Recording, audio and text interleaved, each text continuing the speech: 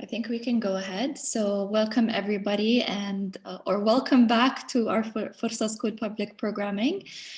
Today we have Rania Jishi, who is actually a part of our own team, but she's her own character as well. So she's a multidisciplinary artist. She does illustration and also pottery recently. She is actually the founder of Naqd Critique, which is a platform for artist critiques that is organized in the UAE. And during the quarantine, she also founded Forsa, as well as Forsa School with Sharjah Art Foundation. So Rania has a very, very extensive experience and background with teaching and with education. And she's done a lot of collaborations with a variety of different institutions here in the UAE. But I'll let her introduce herself further. So thank you so much for the generous introduction. Welcome everyone, and thank you so much for joining me today on this talk. Today we're going to be talking about the influential educator. Before I start, I'm just going to give you a bit of a background about myself. So about me, I'm a multidisciplinary artist and educator. I've worked in multiple places and experiences. I was a teacher assistant. I freelanced. I worked in Art Dubai as a freelancer. I did educational projects. I also worked in corporate. I have experience in Nestle, Middle East, where I worked in marketing and social media. I worked also as a program manager in Brown Book, where I actually got more experience there in working with adults in terms of education. I also was part of SIF cohort 5 around 2015-16. And then after that, I was fully freelancing, fully focused on art education, on developing myself as an artist as well. I have to say SIF gave me a push to proceed with that. And then during that time of me freelancing, I also worked as a faculty member at Fad Fashion Institute in Knowledge Village. And then with a little bit more projects here and there and more workshops giving around the country, I landed a job at Department of Culture and Tourism. I worked as adults program specialist. It was a work experience that I will never forget. Unfortunately, I had to leave it recently for relocating back to Dubai. And then after that, with the pandemic and everything, I just switched to Forsa, and now alhamdulillah Forsa School, which is also an educational program. It is focused and it takes the direction of being educational at the core. And now next steps, I'm still to decide, as I'm having a baby soon, so that's a cloud on its own that I'm allowing to develop. So let's jump on to talk about education.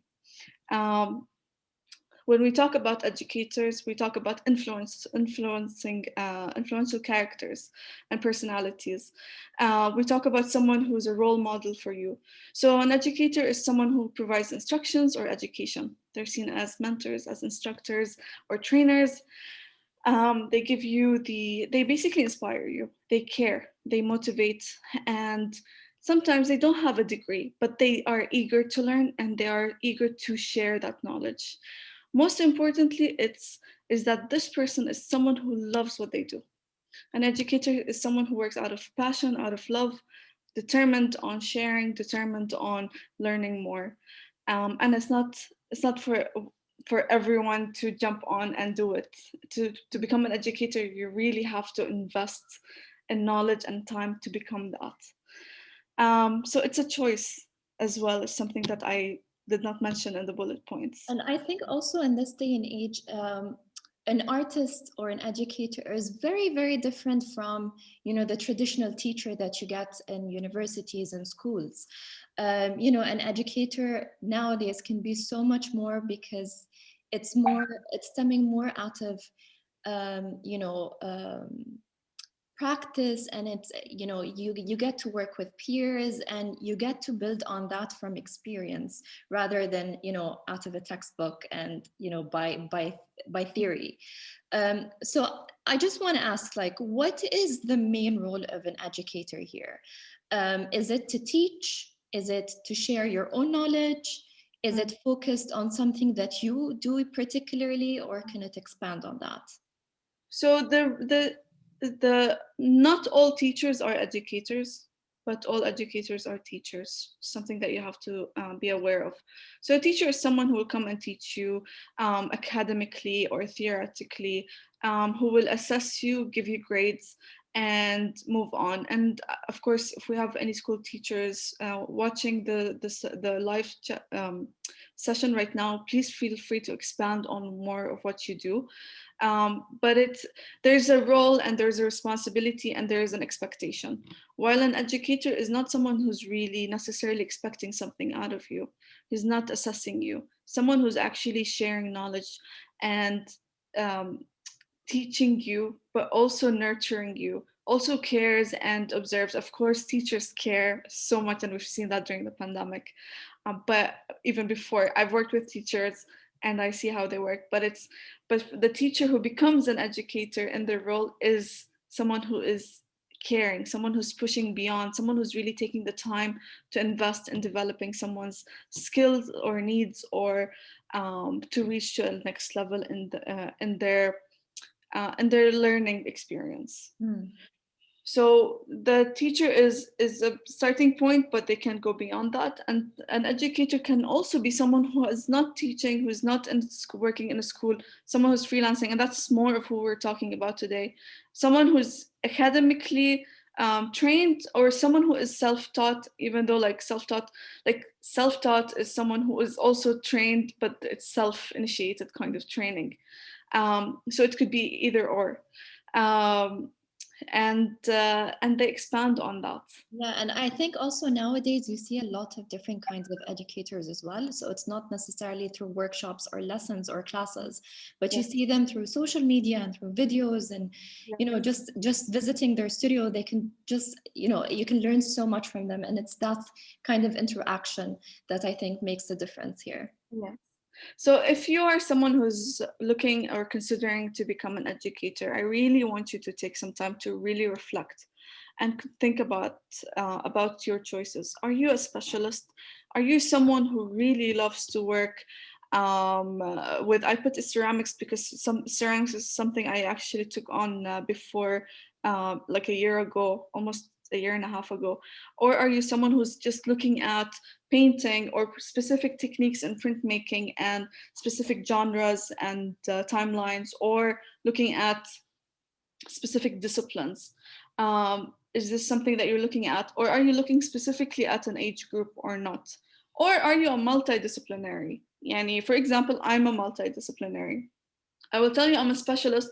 Yes, for example, me personally, I'm known for giving fashion illustration courses and classes, and I've even taught in an academy fashion illustration program.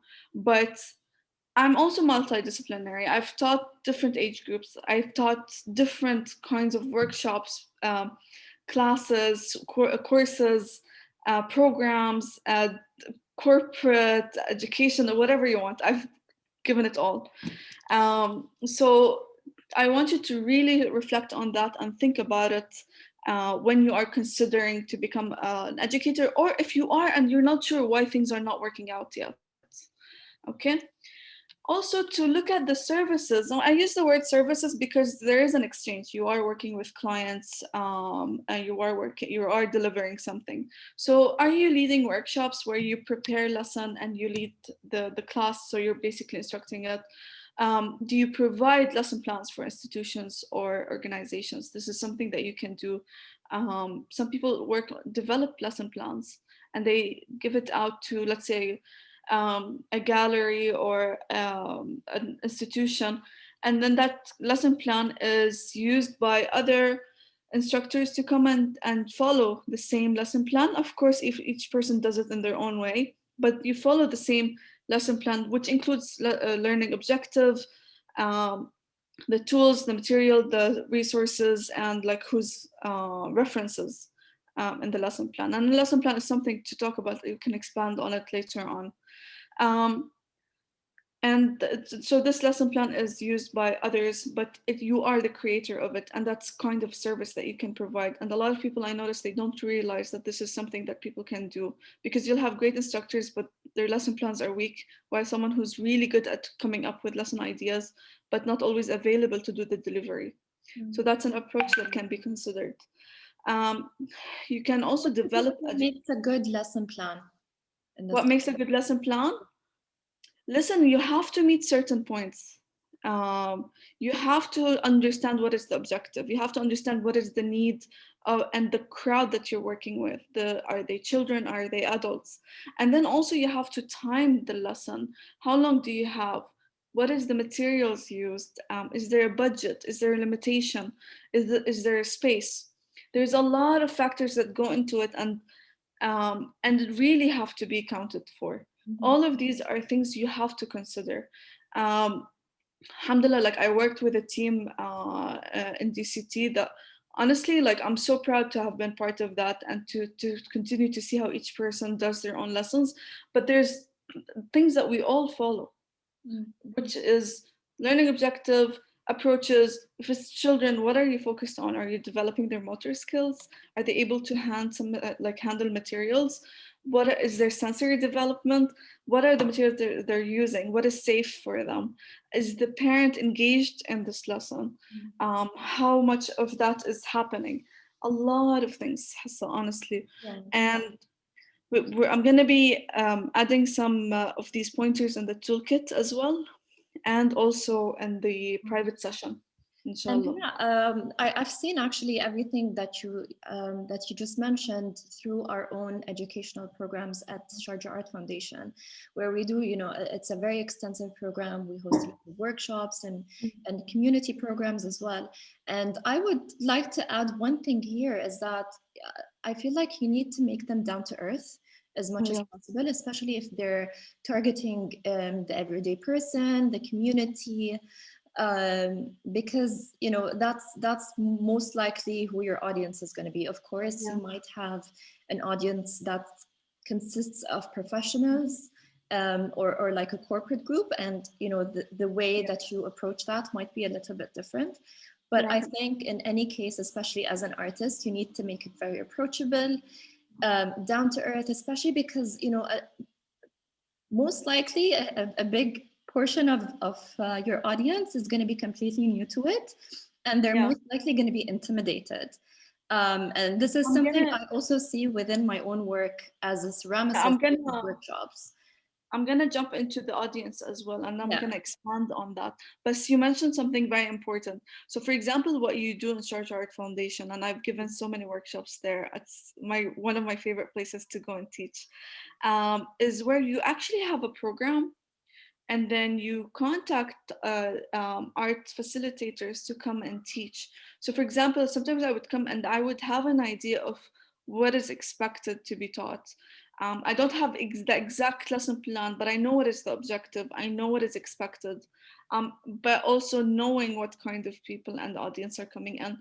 But that's when I become a facilitator. So I'm not necessarily building an entire lesson plan, but I'm picking up the role of a facilitator. So I'm just shrinking my role a little bit.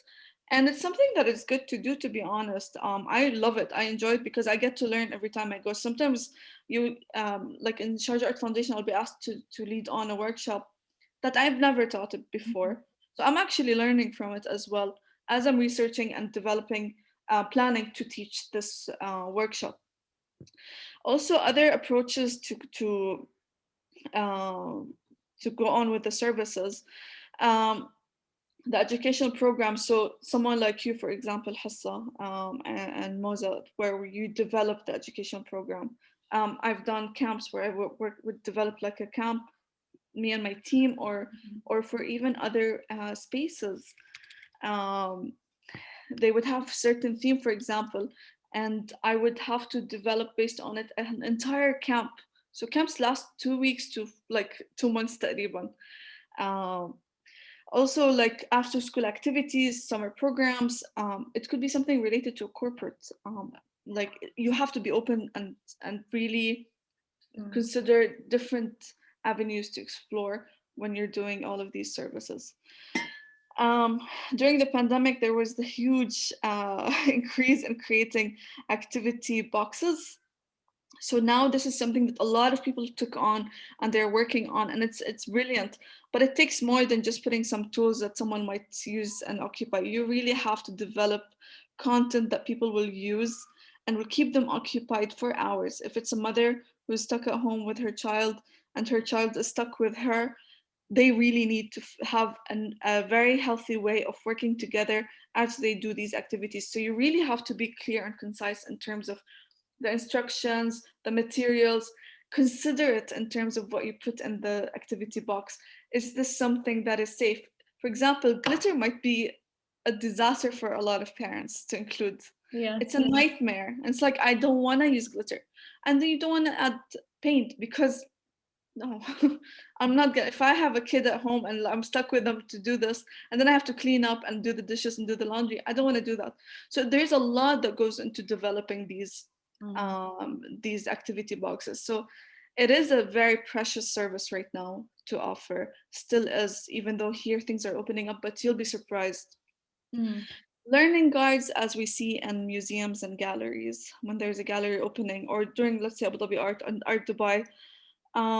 There's a little booklet that's given to young visitors where they can explore the art that is displayed, but take so many different approaches to exploring it. I've done some of these guided tours, for example, that have a little guide, and those are very enriching experiences for children and young adults. There's also, what else? There's the train other educators, so kind of like train the trainer. I've done sessions where I've actually worked with school teachers on how to include more creativity into their classes, and how to also do journaling and use the journal as a tool of learning and development. So this is something that I wish that there's more of happening, where the artists are working with educators to really expand on how creativity and art can really further enhance the learning experience for young people. What else do we have? We have online teaching, which we've seen a lot, increased a lot during the pandemic. Personally, I did not go there. I did it when I was working with GCT until my last class was on November, towards the end of November. Personally, I did not take that on during the pandemic. I decided to take a step back. There's a lot of people who needed these opportunities to work and and there was a lot of content happening. And some content was brilliant, some content needs a lot of work, but it's a choice that you have to make, and you have to take it very seriously if you do online teaching. You really have to follow up with your participants. You have to provide generous information. You have to be patient as you work from distance. Also, corporate events, very, very interesting experience. And you'll be surprised by how much influence and how much people enjoy these art workshops. And when I talk about corporate events, I'm not talking about the mural that everyone works on together and then they stick it together and it's like one big mural, or no, we're talking beyond that, understanding their objective, understanding the team, what department, what is the company, what do they do, okay, what kind of materials works with them, what are they looking for, and then really investigate and develop a lesson based on that, or an activity. So in terms of lesson planning, is there a certain template or a form that you like to work with, or do you usually see that based on the institution that you're working with? Yeah, listen, sometimes I'll throw the lesson plan out of the window once I see once I have people come in. And it's completely not what's expected. Keep in mind that sometimes you'll work in spaces where you don't have an expectation of who's coming in. Yeah. You could be doing a simple workshop in a mall. You know, you want to earn a living, you're just starting through.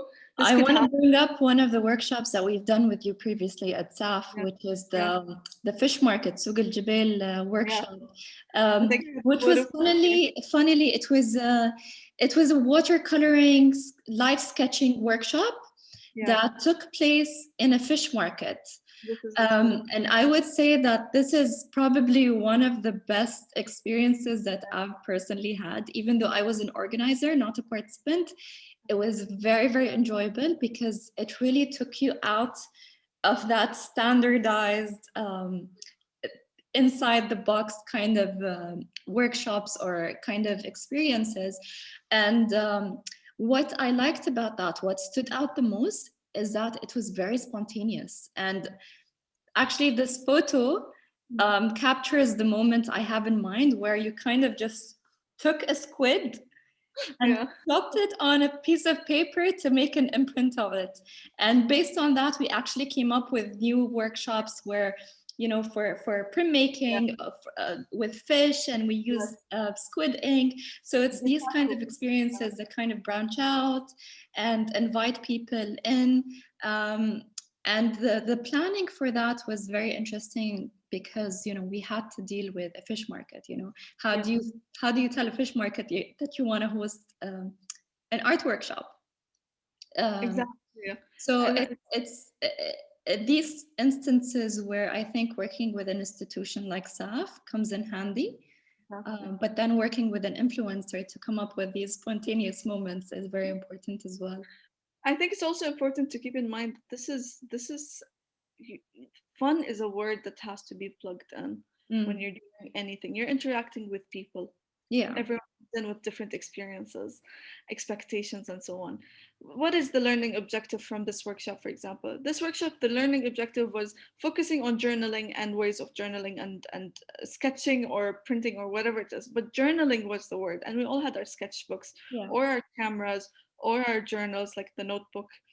So documenting using printing is a way of journaling and documentation.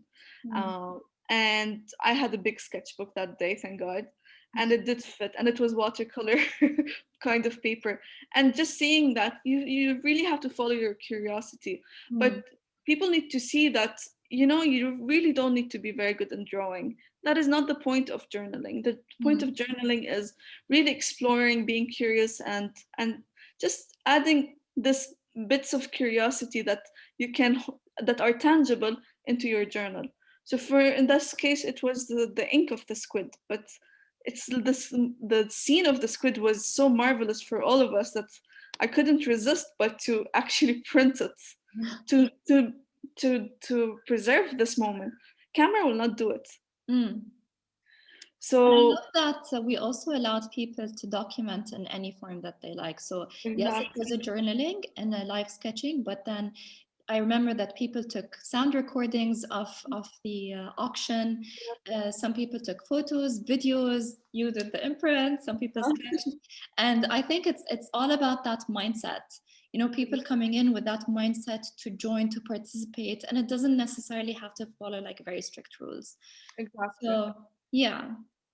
Yes. So going back to audience, it's something that you really, as someone who's going into education or an educator, you really have to know your audience. So your audience, are they adults? Are they children?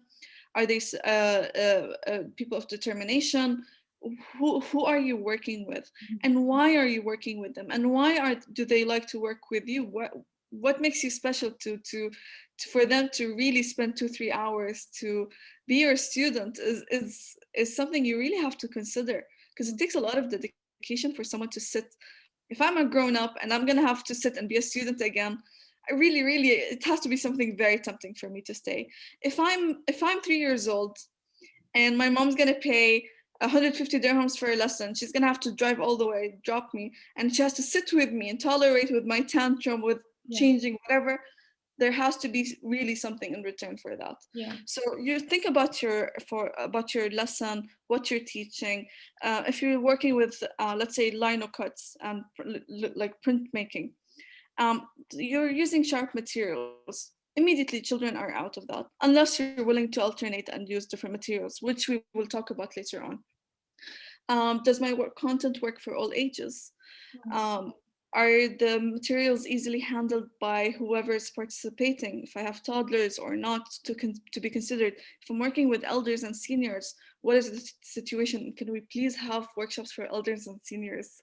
because I'm dying to do that. People of determination, how can you work with them? Do you have certificates? Have you done training? Have you studied art therapy? Because art therapy is a specialty. Not anyone can do it. I cannot do it. I have a lot of teaching experience. I cannot teach art therapy or take on that role. You have to be certified. So in this case, actually, it's good to know your limitations as well as an educator. Of course.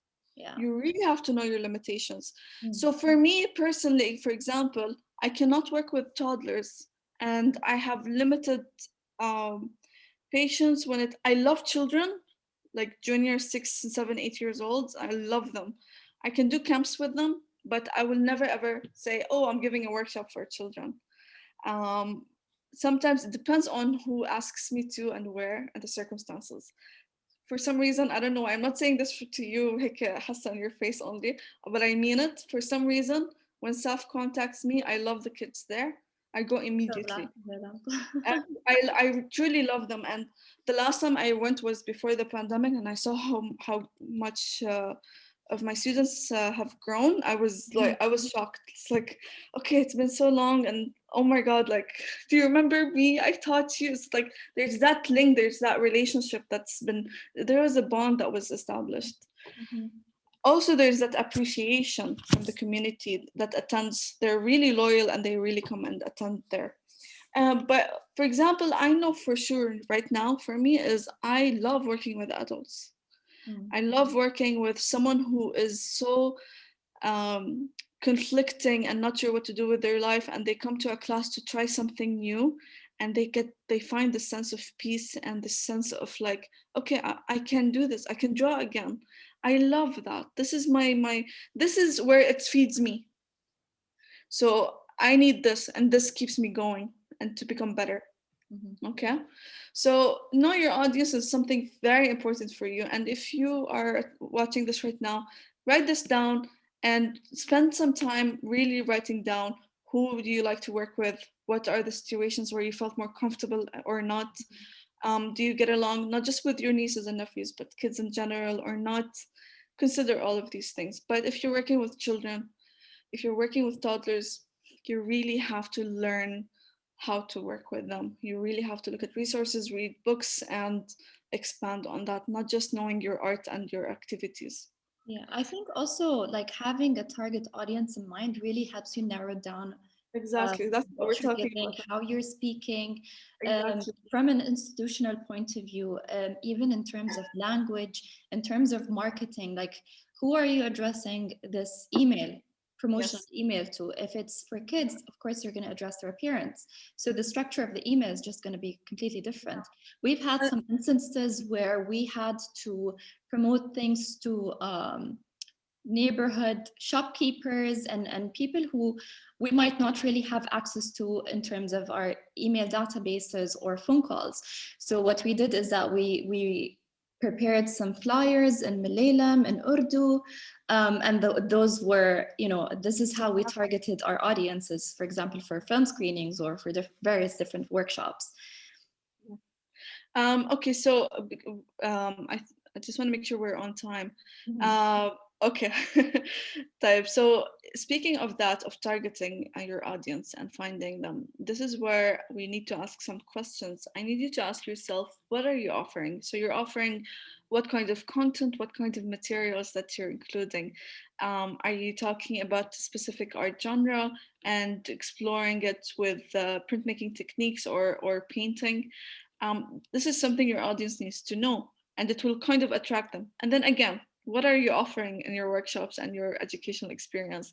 If you're doing this in a cafe or you're doing it independently, and which we'll talk about later on, are you offering coffee and snacks? It is more tempting for people to actually come. It is a marketing way to lure you and to lure people in and to come and attend, because some people want to learn, but they still want to have fun. They still want to relax.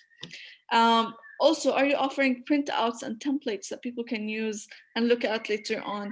Are you offering a little, postcard that they can remember this, that is cool and nicely printed using your printmaking technique and your signature.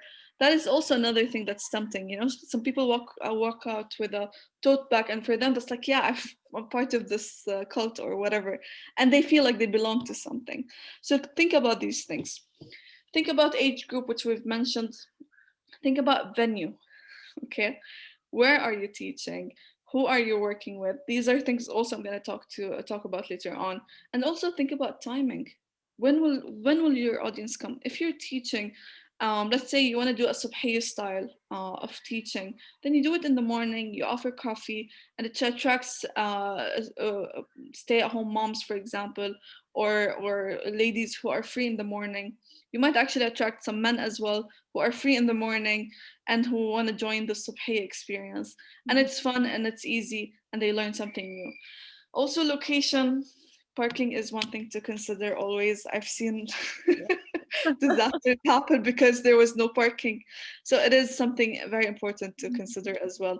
But like, just think of strategically where to locate your, where you're setting your activities. So that helps the audience find you, and you kind of narrowing them, attracting them more. Okay. Um, okay. So where and who can I work with? You can work independently. You can become an art educator and work independently. You can work from your home studio if you're privileged and lucky enough to have a studio space to work from. You can work from your mom's kitchen and have really nice experiences by having one or two students come in and have a very intimate experience. Also, some lesson plans will require that you work in such environments. So I've taught paint making classes where I would use egg yolks and the spoon and the scissor and like kitchen stuff to create my own paint. So actually, this could be a perfect option for that. You could be a photographer and you're gonna have to switch between a room and a bathroom, and some people are willing to come to that experience and learn from you. A cafe, I've done that so many times. I love it. I don't know, someone's house, your neighbor's house. You can work in a park and give a workshop of outdoor drawing and journaling, photography, photo walk experiences. We've seen some people do that. And then also what's happening right now, which is Zoom. You can also work with private spaces. You would be invited to lead a workshop in an independent art studio. You will get as an educator, you get invited a lot to lead on workshops, so such as the case with the Sharjah Art Foundation, Medaf Studio, Abu Dhabi Culture and Abu Dhabi Tourism and Culture Authority. I'm confusing names right now. Who else? NYU. Like, there's a lot of places that will reach out to creatives to come and lead workshops, and they will have a fee for you to pay you, or you can discuss with them payment, your prices and rates, which we will talk about later on. So you will be developing, with the private spaces, you could be developing educational guides or programs of gallery space, summer school or camp, and so on. And this could be like, I was reached out to by some small space that wanted to do a camp that was inspired by Palestinian culture. It was all themed around Palestine. This was recent during this year. And it was just so interesting. And these are people who want educators. So you can work with people like that. Host an educational TV program. Actually, this is something I never thought of. I was reached out to do that, and I did that for National Geographics. So my educational skills were perfect to host an educational program, and that landed me something on TV, for example. And also corporate event, which we've mentioned as well. Now, institutions and organizations, also the same thing. You get invited to lead on educational programs, winter camps, also and educational talent development programs, for example, for schools. So through governmental institutions, they actually ask you to come and provide services for their schools, so across certain emirate or across the UAE and so on. And that's an amazing opportunity to have. Alhamdulillah, like I've had the privilege of doing that. I've also taught kids who came from these talent programs, and oh my God, the talents are amazing. What else? Train the trainer, where you teach educators, create programs on ongoing exhibitions. There's a lot of opportunities. What I mentioned is things that I know. Some people might have experienced more than that. Yeah, so Rania, I very, very quickly need to ask you something about the different kinds of workshops. So the previous slide, do you require to have a certain license to give workshops, especially independently? So that's the thing, is when you're teaching, if you're giving the one thing I didn't mention here, which is an opportunity a lot of people are not aware of, is tutoring, one-on-one sessions. So a few years back, when I was still starting this, I actually checked the rule on it, and it's basically, if you're teaching, you don't need a license. If you're working in a school and you want to work in a school, then you need a certificate, a degree. Okay. I think it varies from one emirate to another, so I think it's always best to check that. Yeah, but still, you can apply to work in a school, and they would hire you based on your portfolio. Honestly, your portfolio is your best representative, the best. And it would, anyone who works in art or is looking for anything related to art and creativity, they don't care to read about the certificates, degrees, and the license. They care about the portfolio, your experience, who you've worked with, how you work with people, and so on. The license comes in recently. What I've been asking about it recently, and I'm not the best person to answer this question, to be honest, is that for liability purposes, it's better to have a license. Something happens, la samahallah, someone gets injured or anything in your teaching, better to be covered, so you get a license that has limited liability. So this is something that each person watching, they need to go and ask about more further, because I'm still also checking it and trying to understand it even more. Okay, for me, this is one of the most important points that I want to mention today. If you're an art educator, I want you to know that you are an influencer. You have a very important role. You're working with different age groups, you're working in different spaces. Sometimes you're working in a public space where you will have the not art crowd. You will have your everyday kind of person coming in. You'll have the everyday kind of child coming in with different backgrounds and so on. It is very important for us to really know not just what we're teaching, but also what we are inserting into people's brains and minds and memories. So, for example, I have in this photo here, I have the ideal proportions at various ages. It's ideal according to who and which culture and who taught us this. If you look at the features, it's not the features that, it's not really our features. So for example, when I teach figure drawing and I teach fashion illustration, it is important for me to insert images of different body proportions according to different cultures and ethnicities. If I'm teaching fashion illustration, to incorporate images of different beauty standards according to different places and people and so on. But also, when I'm doing a lesson plan, for me as an Arab, as someone who's born and raised and living in the Middle East, it's very important for me to incorporate art references, information, visual references, all coming from the Middle East, from the region around me. If you are an artist from, I don't know what country or culture, you take from your own country and your own culture. Because you are a storyteller, you are someone's mentor, and you are a role model. And it's a shame if you're teaching children something about drawing faces and then all they see is very similar facial features, while there's so much beauty in the world. These are things that are small, but they make a huge impact and difference, because we have a cultural role as art educators, and we need to be aware of that. So a lot of institutions and galleries will ask you to create lesson and content based on what they're exhibiting. Alhamdulillah, we have a strong presence of artists from the region. But what happens when you're working with a school? So I was asked to do a lesson for a school group, and they were like, oh, we want geometric art, and we wanted to be inspired by, we're thinking of like Kandinsky and another artist who uses geometric art. I'm like, okay, cool. It's a 2-part workshop. Perfect, done. So I started with what they wanted, Kandinsky and geometric art, but then it expands to looking at another artist. So we looked at the Palestinian artist Kamal Balata, for example, and we did artist books that still had geometry, that still had the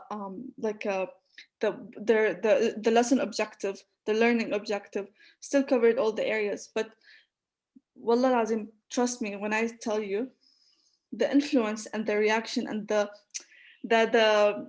conversation and the dynamic of the session really changed when I started to talk about the artist Kamal Bulata in the second session, because they related. Yeah. He uses images and references from around him, and they do the same. But it's closer to home. Mm-hmm. But also you feel proud. It's a different feeling. Yeah. So now talking about lessons and lesson plans and so on, I'm not gonna go details into lesson planning exactly, but you need to know your learning, your teaching or learning objective, okay? This is something that I like to do, just to look at what can I create based on this. It's kind of like a شو بتسمي القرعة بالإنجليزي؟ Sorry. A draw? Yes, a draw. Sorry. So this is where I actually have fun in the process of thinking, okay, so my learning objective is, I don't know, sensory development. What can I do to help a 5-year-old child develop that? I can look at, let's say, ceramics, and then maybe I will look at the work of Robert Rauschenberg. I'm just giving random right now. All of this was written randomly. I did not plan this. And then, so he's like going to be my visual reference, his style, his work, and so on. But using ceramics, and is there going to be a theme or a genre? Maybe not. Maybe I'll just stick to Robert Rauschenberg. He will be my theme. And look at his work, look at his process, extract what can be interesting to look at, and what I can build on from there. So there's a lot of ways to look at a lesson, but it's I like to list things down in that way. I also like to list what I can teach sometimes when I'm stuck with ideas and thinking, okay, I don't have anything in the upcoming 2-3 months, and I want to come up with something new and different. So I start listing, what do I know in terms of skills? What skills do I have? I'm multidisciplinary, so there's a lot. And then who are the artists that I like, or movements that I appreciate, or cultural influences around me, or I don't know, a story that I want to share. And based on that, I start to develop lessons and activities. Rania, I also see that in a lot of cases, you will get invited to give a certain workshop based on the work that you produce. You know, if you're well known for something in particular. However, I know that sometimes artists can feel possessive over their own techniques or their own process. So what's the best way to go about that? I mean, sometimes it's justified, but sometimes, you know, I'm sure that there's a way to go about it in a correct way. Some artists are horrible in teaching.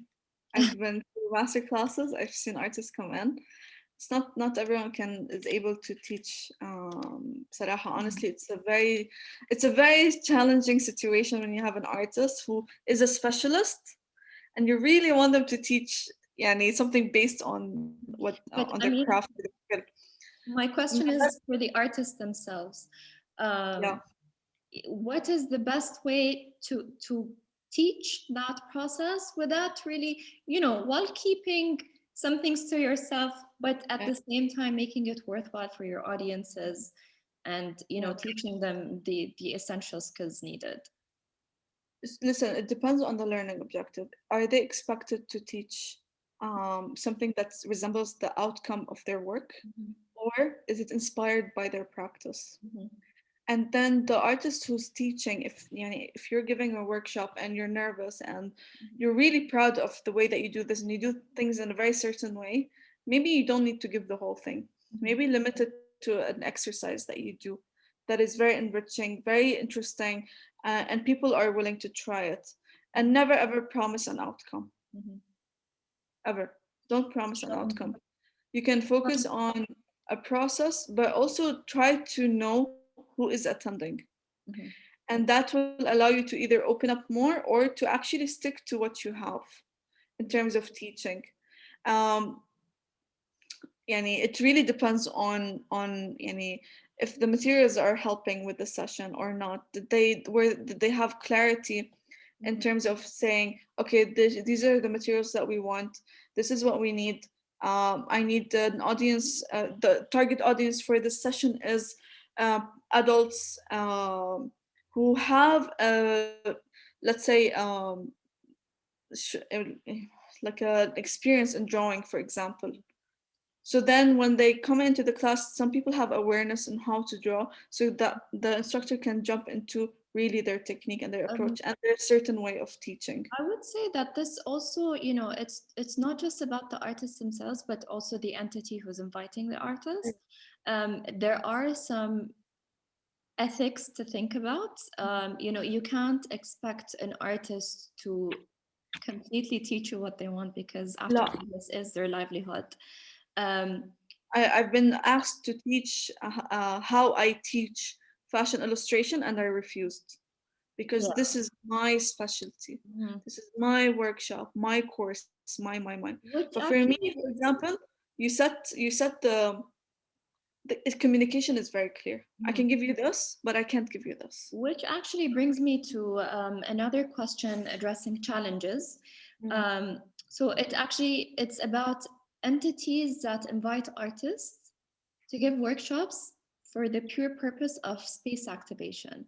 So rather than really focusing on the artists and making it about the subject matter and really caring about the audiences being engaged in that way, it's more about, oh, we have this empty corner in this event, let's just put a workshop in it, and just come and teach it. It's so how do you deal with those challenges? Because I've certainly faced them. I know a lot of artists who do it as well. Yeah, it really depends. Do I have an open door to teach the way that I would teach? Because there's still people coming in. There's still some influence to leave with some of those people who come in. But sometimes also you just want to say no. Sometimes it's a work opportunity for some artists who are starting too. So it's a good place to have an exercise, practice, and also get paid. So you would do it. I mean, I've done all sorts of venues and spaces, and there's things that are too ridiculous to even I think my memory blocked it to that extent.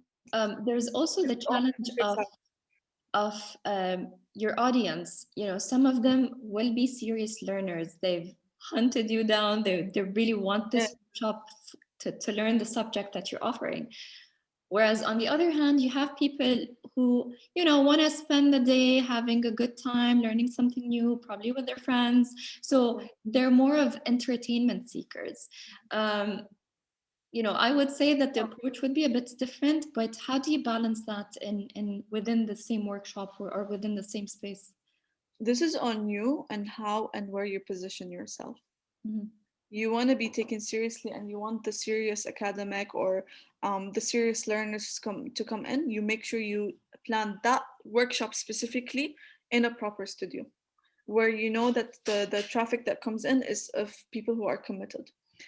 If you're working in an open space, where it's like, oh, open for everyone, a workshop is for free, for example, or so on, then you have to be open to all kinds of these crowds and visitors.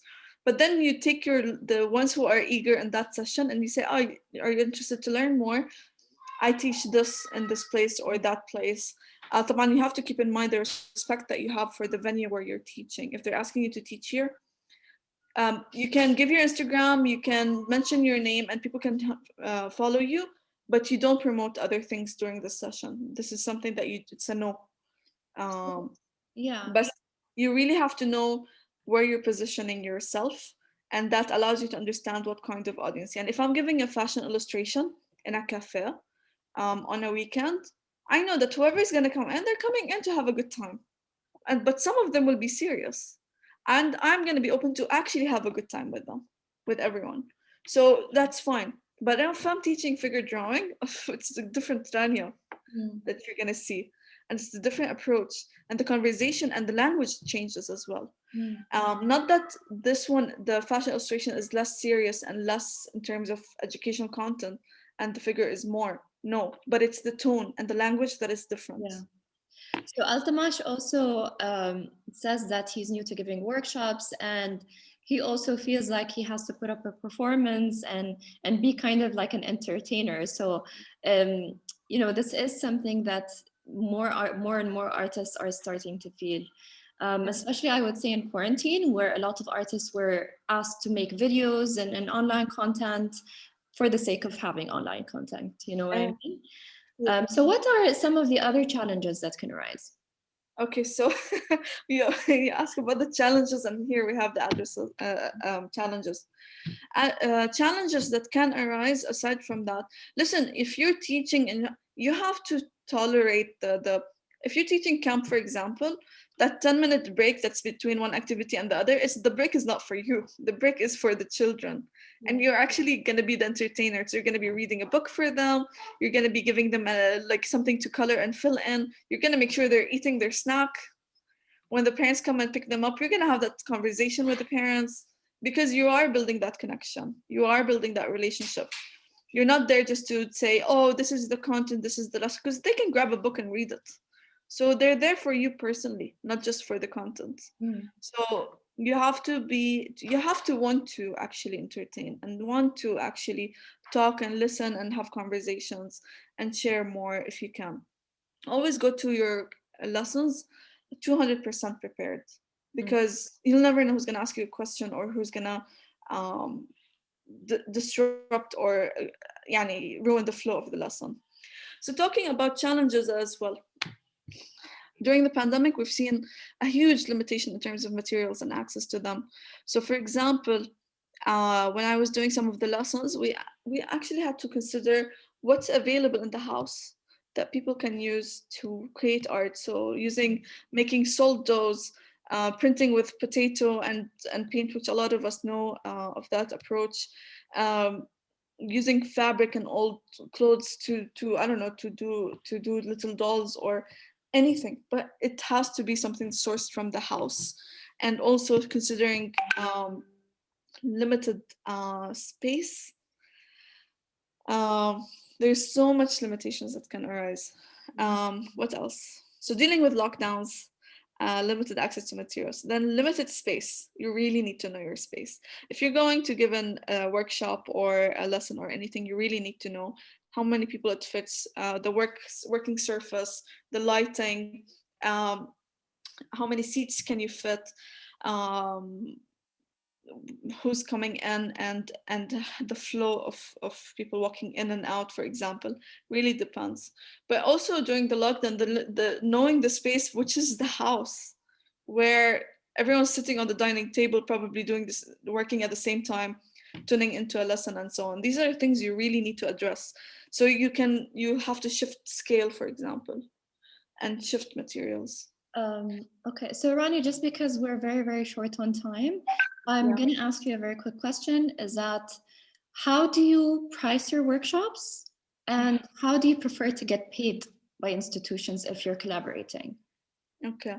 You probably have a slide for that somewhere. Yeah, I do. But just, so prices, everyone wants to get paid. But I just want to say, keep on learning, please. This is very important for educators. We can go back to that if we have time.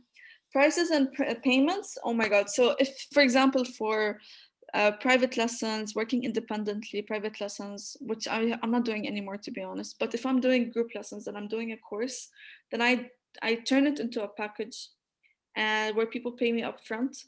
That way I guarantee their commitment. I guarantee that they show up. If they don't show up, it's on them, but at least my time to prepare the lesson, the materials that I sourced, the venue that I've probably paid for to book, has all been covered. And of course, my hours are also covered. Because it is a disappointment when someone doesn't show up to a lesson you've prepared. It's like a how dare you kind of situation, but it happens. So also you need to consider when you're pricing in general, you really have to have prices like materials. How much do materials cost you? They don't have to cost you so much. You really can go to some spaces where you buy reasonable materials or buy things in bulk that don't cost you much. There's websites that do that. There's specialty shops that have really nice and fancy art tools, but you really don't need to go there. Go to, I don't know, مكتبة دبي للتوزيع or like جمعية corporation or Carrefour during school promotional time to buy bulks of pencils and erasers and notepads and sketchbooks and watercolor sets. I still use a watercolor set that I bought from Carrefour for like 10 dirhams each. Excellent, amazing results from it. And I have that in a box with stacks of drawing pads, brushes, tape, and bulks of the watercolor set. So if whenever I want to do a workshop, that's ready, that's covered, and it didn't cost me an arm and a leg. But the price of this material goes into my workshop, because some tools can get damaged and then I have to buy them again. Something can be lost. A lot of things can happen. So I include it in my pricing. So you also need to have an hourly rate. So not just when are you giving the class, but also how long it took you to prepare for this. So the lesson planning time goes into your hourly rate, and then the teaching time goes into it. So it's not just like hey, عادي, random. Also very important, number of participants. Am I gonna have 8 or 15? If you're doing this independently, if you're opening it up for a group class, you drop down the rate. So instead of being 150, you make it 95 per person, the session. But if you're doing it for 2 people, for example, you make it, I don't know, 130 for each one of them. And then for a person, if I say 150, that's a very low price for private lesson. So, but if you're just beginning, that could يمشي, like that could work. But no, sorry, it's a very, very low price. Because private lessons, not everyone's committed, and then not everyone's serious. They're just like... Sorry, excuse me for interrupting you. We're very limited, and I want to make sure that you get to share all of your information. So do you prefer to work with an agreement here or a contract, or is this something that's more verbally agreed on, or emails, or... So with institutions, is it like an advance payment, or are you usually paid after the workshop is done? Institutions, there has to be documentation of it, where they tell you how much you're getting paid and you agree to it or not, or negotiate it. And then honestly, so I have loyal clients who I've never had a problem with, so they pay me after. But anyone that's new right now, it would be like a half upfront, and then the rest comes later within a certain timeline, like a month or 2 after that. Based on UAE law, it's like 3 months for you to get paid the maximum. So you have to keep in mind that they invite you and they have a certain budget for you. It's up to you to accept it or not. And you can negotiate it. Always you can negotiate it, and ask them if they're including the materials or not, how many people are participating and not, what is included, if this is a full day thing, or is lunch included or not, what's happening there. Are they responsible of promoting it, or are you responsible of promoting it, or is it both ends? These are very important to know and to be aware of. If it's a private sessions, honestly, on the day they come in and they pay. But if it's a course and so on, it's paid upfront, full price upfront. And I would be sourcing the materials, for example. That definitely makes a lot of sense. But if you're doing anything with the institution or corporations or anything, know how many people you're teaching, because that increases the price. There is a minimum price per person you're teaching in a session. So I did a corporate session once where I had a lot of participants, and I wish I charged more. It should have charged more, because I knew the number, but I didn't realize that a few things happened where the expectation was not made clear. Turns out they wanted me to do a sketch that was not mentioned before, and then like a lot of things were rushed. So make sure that this is all mentioned and made clear. What do you deliver before and what do you deliver during and after? Yeah. It's very important, and it goes into pricing. Yeah. Anyway, unfortunately, we're out of time. Thank you so much, Rania. We learned so much. And obviously, this is definitely going to be an ongoing conversation. Whoever is part of Forsa School, you know, we can still discuss this further. Otherwise, you're more than welcome to join the rest of our public sessions. And yeah, thank you so much, Rania, for your time. And we'll see you soon, inshallah. Bye-bye.